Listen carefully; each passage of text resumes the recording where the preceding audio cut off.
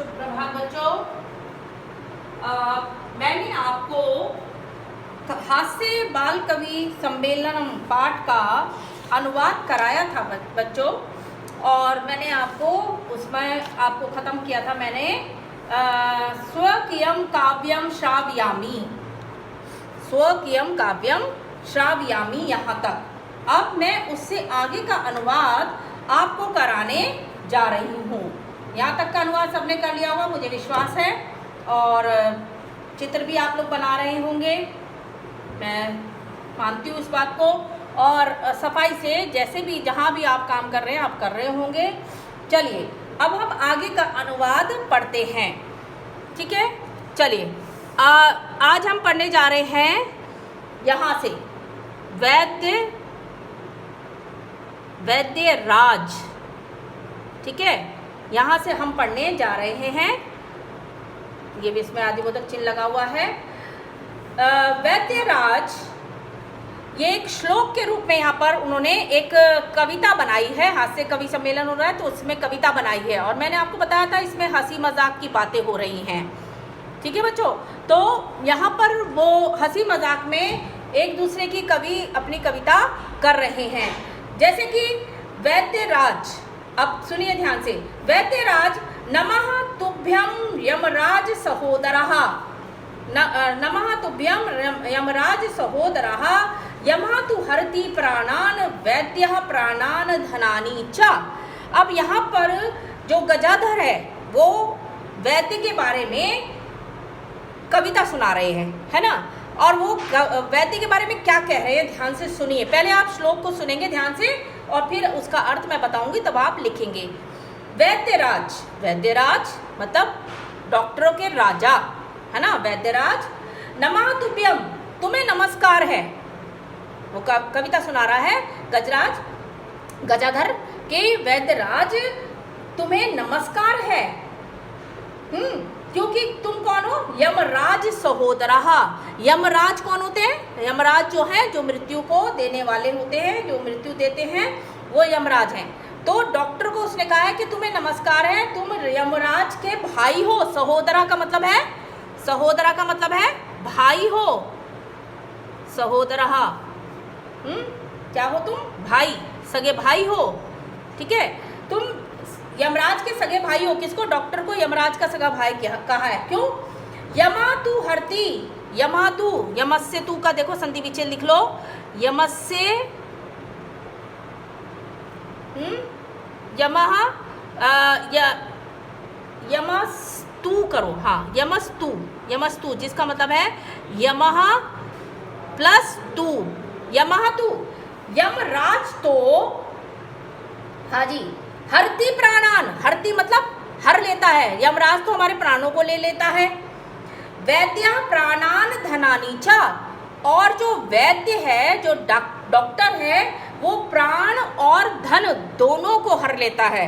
एक मजाक की बात कही है, क्योंकि डॉक्टर के पास जाओ तो कभी कभी बहुत पैसा खर्च हो जाता है ना बच्चों, और फिर जीवन भी नहीं बचता, मृत्यु हो जाती है। तो ऐसी मजाक में यहाँ पर उन्होंने लिख दिया, गजाधर कह रहे हैं कि हंसी मजाक की कविता है। ये तो मैंने आपको पहले ही बताई थी। तो वो कह रहे हैं कि यमराज तो सिर्फ प्राणों को लेते हैं, लेकिन डॉक्टर तो, वैद्य तो प्राणों को तो लेते ही लेते हैं, पैसों को भी ले लेते हैं।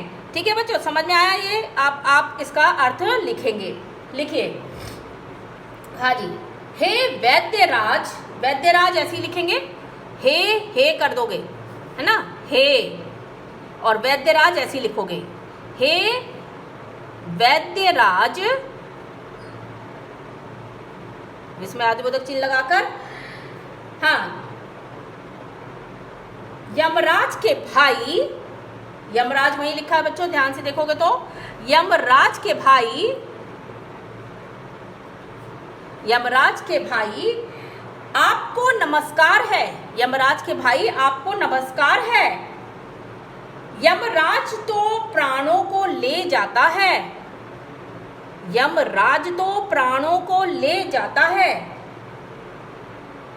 वैद्य प्राणों को और धन को ले जाता है। वैद्य प्राणों को और धन को ले जाता है। वैद्य ऐसे ही लिखना है बच्चों जैसे ये लिखा हुआ है वैद्य। ठीक है, अब मैं दोबारा इसका अर्थ बोल रही हूँ। हे वैद्यराज, यमराज के भाई, आपको नमस्कार है। यमराज तो प्राणों को ले जाता है, वैद्य प्राणों को और धन को ले जाता है। तो एक मजाकिया कविता बना दी डॉक्टर के लिए। चलिए, तो मजाक है, ध्यान से सुने, आगे चलें। अब आगे चलें, अब आ जाइए इस पे। कालांत कहा, कालांत कहा नाम है, ये भी एक कवि का नाम है जो बन के आए हैं वहाँ, कवि बच्चे हैं। हाँ जी, कालांत का नाम है, ये नाम है। ठीक है। अरे वैद्य अस्तु, वैद्य अस्तु सर्वत्र, परंतु नाते मादृशा कुशलः जनसंख्या निवारणे। हाँ जी, हाँ जी, वैद्य अस्तु, ये संधि विच्छेद है, वैद्यास्तु। तो आप लिख लीजिए वैद्यः तु। ठीक है। हाँ जी, अरे वैद्य तो सर्वत्र, सर्वत्र का मतलब सबको पता है, सर्वत्र सब जगह, सर्वत्र सब जगह। ठीक है। हाँ जी, अरे वैद्य तो, अरे वैद्य तो, अरे के बाद आप इसमें बोधक चिन्ह जरूर लगाएं, अरे लिखकर इसमें बोधक चिन्ह जरूर लगाएं। अरे वैद्य तो सब जगह हैं, अरे वैद्य तो सब जगह हैं, मतलब अब वो अपनी कई हास्य कविता सुनाने जा रहे हैं कालांतक। अरे वैद्य तो सब जगह हैं, परंतु नाते, परंतु वे, परंतु वे जनसंख्या निवारणे, परंतु वे जनसंख्या कम करने में, परंतु वे जनसंख्या कम करने में मेरे जैसे, परंतु वे जनसंख्या कम करने में मेरे जैसे निपुण नहीं हैं, मेरे जैसे निपुण। अब जैसे यहाँ पर मादृशा लिखा हुआ बेटा, मादृशा, तो मादृशा का मतलब है मेरे जैसे। मादृशा का मतलब है मेरे समान, मेरे जैसे, मेरे जैसे। और कुशलहा का मतलब निपुण, कुशलहा का मतलब है निपुण, कुशल, परफेक्ट कहते हैं ना, मेरे जैसे निपुण। हाँ जी, अब दोबारा से इसका अर्थ लिखिए कालांतक। अरे वैद्य तो सब जगह हैं, परंतु वे जनसंख्या निवारण, वही लिखा है जनसंख्या निवारण, यानी कि जनसंख्या कम करने में, जनसंख्या निवारण का मतलब है कम करने में, परंतु वे जनसंख्या कम करने में मेरे जैसे निपुण नहीं हैं, मेरे जैसे निपुण नहीं हैं। मम अपि काव्यम इदम शृण्वन्तु भवन्तः। मम अपि संधि विच्छेद है यहाँ पर, ममापि, ममापि का मतलब है मम प्लस अपि, यानी कि मेरा भी, मेरा भी। ठीक है। हाँ जी, मेरा भी काव्य, मेरा भी काव्य आप सब सुनिए, मेरा भी यह काव्य लिखो, मेरा भी यह काव्य आप सब सुनिए। शृण्वन्तु का मतलब होता है सुनिए, शृण्वन्तु सुनिए। मेरा भी काव्य, मेरा भी यह काव्य लिखो, सुनिए, मेरा भी यह काव्य आप सब सुनिए, मेरा भी यह काव्य आप सब सुनिए। लिख लिया बच्चों? हाँ जी, अब वो अपना काव्य सुना रहे हैं, अब अपनी कविता सुना रहे हैं। कालांतक, ये लिखा ना कालांतक, कालांतक, ये अपना काव्य सुना रहे हैं। अब क्या काव्य सुना रहे हैं, ध्यान से सुनिए। हाँ जी, चितां प्रज्वलितां दृष्ट्वा वैद्यो विस्मय आगतः न अहम गतो न मे भ्राता कस्य इदम हस्तलाघवम। हाँ जी, यहाँ बताया गया है, ध्यान से सुनिए, पहले संधि विच्छेद देखिए। पहली लाइन में संधि विच्छेद है विस्मय आगतः, विस्मयम विस्मयमागतः, जिसका संधि विच्छेद है विस्मयम जमा आगतः। इसका मतलब है कि आश्चर्यचकित हो गया है, मैं आश्चर्यचकित हो गया, आश्चर्यचकित हो गया, ठीक है, आश्चर्यचकित हो गया। तो अब श्लोक का अर्थ सुनिए बच्चों ध्यान से। यहाँ बताया है, पहले सुनिए, चितां प्रज्वलितां दृष्ट्वा, चिता को जलती हुई देखकर। अब दृष्ट्वा यहाँ पर एक धातु रूप भी है, प्रत्यय है, दृष्ट्वा, दृष्ट्वा बना है आपका दृश्य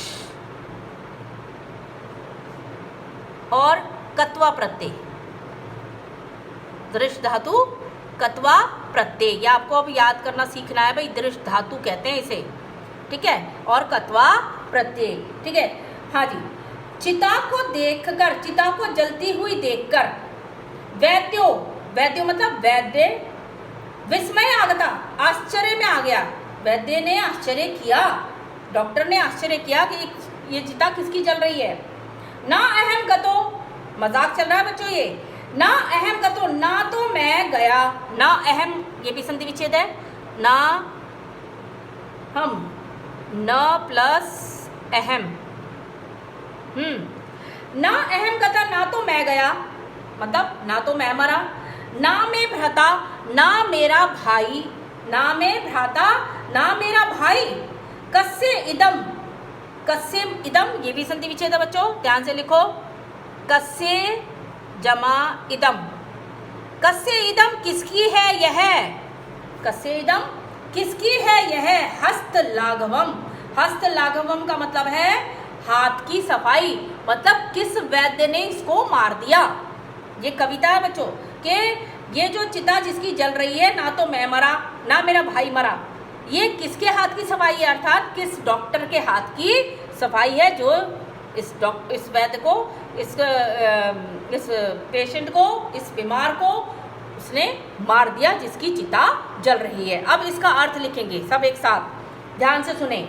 हाँ जी, लिखिए, चिता को जलती हुई देखकर, चिता, चिता वहीं लिखा हुआ, वैसे मैं फिर भी लिख रही हूँ, चिता को जलती हुई देखकर वैद्य ने आश्चर्य किया, आश्चर्य किया, यहाँ पर मैंने बताया, वैद्य ने चिता को जलती हुई देखकर, वैद्य ने, वैद्य में बता रही हूँ कई बार, वैद्य स्पेलिंग ऐसी होनी चाहिए, वैद्य ने आश्चर्य किया कि छोटी की मात्रा, कि ना मैं गया ना मेरा भाई, कॉमा लगाएंगे, ना मैं गया कॉमा लगाएंगे, ना मेरा भाई, यहाँ भी कॉमा लगाएंगे, यह किसके हाथ की सफाई, यह किसके हाथ की सफाई, यहाँ लिखा हुआ है हस्त, हस्त लाघवम,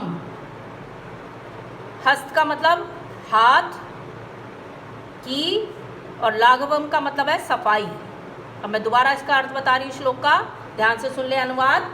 चिता को जलती हुई देखकर वैद्य ने आश्चर्य किया कि ना मैं गया ना मेरा भाई, यह किसके हाथ की सफाई। ठीक है बच्चों, तो यहाँ तक आपको अनुवाद समझ में आया। अभी आप यहीं तक करेंगे और ये भी लिख लीजिए, लास्ट में ब्रैकेट में दिया हुआ है, क्या लिखा है, सर्वे पुनः हसंती, सब फिर हंसते हैं, सर्वे पुनः हसंती, सब फिर हंसते हैं। सबको समझ में आया? और ब्रैकेट बंद कर दो, ब्रैकेट में आएगा ये, सब फिर हंसते हैं। इसको आप ध्यान से करेंगे, इसका चित्र जरूर बनाए, एक चित्र होना चाहिए पूरे पाठ में, और सफाई से आप इसका काम करेंगे। धन्यवाद बच्चों।